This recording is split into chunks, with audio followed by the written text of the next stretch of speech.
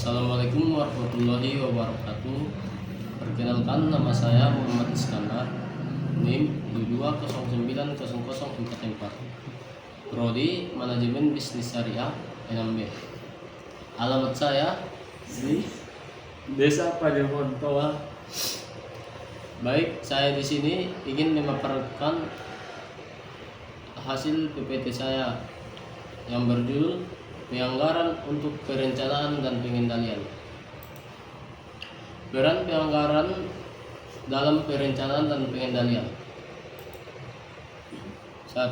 Anggaran merupakan metode untuk menerjemahkan tujuan dan strategi organisasi ke dalam bentuk operasional. Pengendalian atau kontrol adalah proses mendapatkan standar, memperoleh untuk umpan balik mengenai kinerja yang sesungguhnya, dan melakukan koreksi apabila kinerja yang sesungguhnya menyimpang dari rencana. Anggaran dapat digunakan untuk membandingkan hasil sesungguhnya dan hasil yang direncanakan. Jenis-jenis anggaran. Yang pertama, anggaran induk atau master budget. Anggaran induk adalah sebuah rencana keuangan komprehensif selama 1 tahun yang terdiri atas anggaran berbagai departemen dan aktivitas. Anggaran induk dapat dibedakan menjadi 2, yaitu anggaran operasional dan anggaran keuangan. Anggaran operasional adalah terdiri atas anggaran aktivitas-aktivitas yang dilakukan perusahaan dalam rangka memperoleh keuntungan, misalnya penjualan, produksi, dan persediaan barang jadi. Hasil akhir operasional adalah laporan laba rugi dianggarkan atau pro forma. Anggaran keuangan meliputi anggaran arus kas masuk, arus kas keluar, dan posisi keuangan. Rencana arus kas masuk dan arus kas keluar diperinci dalam anggaran kas. 2. Anggaran berkelanjutan. Dalam anggaran berkelanjutan atau bergulir, setelah anggaran 1 bulan dirkalisasi anggaran 1 bulan di masa datang, ditambahkan sehingga perusahaan selalu memiliki anggaran dengan cakupan 12 bulan. Anggaran berkelanjutan menuntut manajer untuk selalu melakukan perencanaan di muka. Suatu organisasi biasanya menyiapkan anggaran tahun yang akan datang sekitar 4 atau 5 bulan sebelum tahun anggaran dimulai.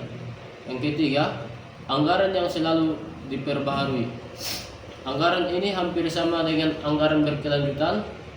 Tujuan anggaran ini bukan agar perusahaan selalu memiliki anggaran selama 12 bulan, melainkan untuk memperbaharui anggaran induk setiap bulan saat diperoleh informasi baru. Fungsi anggaran.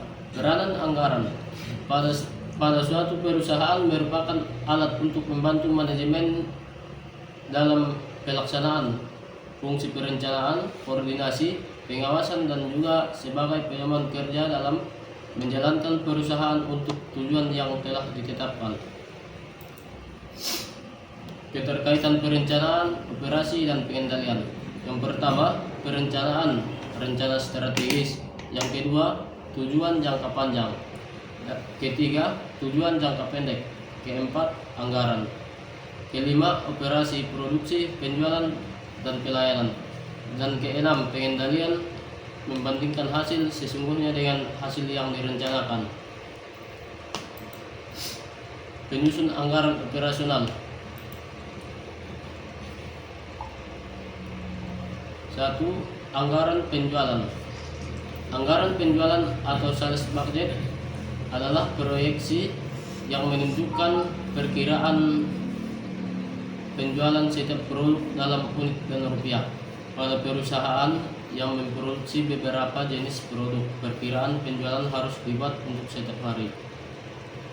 Yang kedua, anggaran produksi. Anggaran produksi menunjukkan jumlah unit yang harus diproduksi untuk memenuhi kebutuhan penjualan dan kebutuhan persediaan akhir. Untuk menghitung jumlah unit yang akan diproduksi harus diketahui unit penjualan maupun unit persediaan akhir yang diinginkan. Dan yang ketiga, anggaran pembelian bahan baku. Anggaran pembelian bahan baku atau materials package budget merupakan salah satu anggaran yang perlu disusun lebih dahulu mengingat bahan sudah tersedia ketika diperlukan. Oleh karena itu, kuantitas bahan yang akan dibeli dan jadwal pengirimannya perlu ditentukan di awal. Keempat, anggaran tenaga kerja langsung. Anggaran ini menunjukkan jumlah jam kerja langsung yang dibutuhkan dan biayanya untuk jumlah unit yang dianggarkan akan diproduksi. Sepertinya halnya bahan baku, penggunaan tenaga kerja langsung ditentukan berdasarkan hubungan teknis antara tenaga kerja dan output.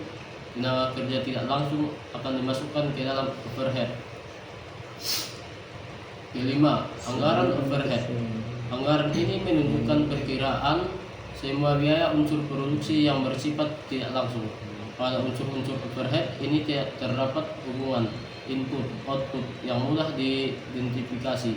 Biaya overhead terdiri atas dua jenis, yaitu biaya variabel dan biaya tetap.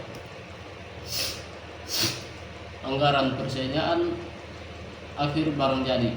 Anggaran ini memberikan informasi yang diperlukan untuk menyusun anggaran neraca. Informasi tersebut juga akan menjadi input yang penting dalam penyusunan anggaran harga pokok penjualan. Yang ketujuh, anggaran harga pokok penjualan. Anggaran ini digunakan sebagai input dalam menyusun anggaran laporan laba rugi. Yang kedelapan, anggaran biaya pemasaran. Anggaran ini menunjukkan pengeluaran yang direncanakan untuk aktivitas penjualan dan distribusi.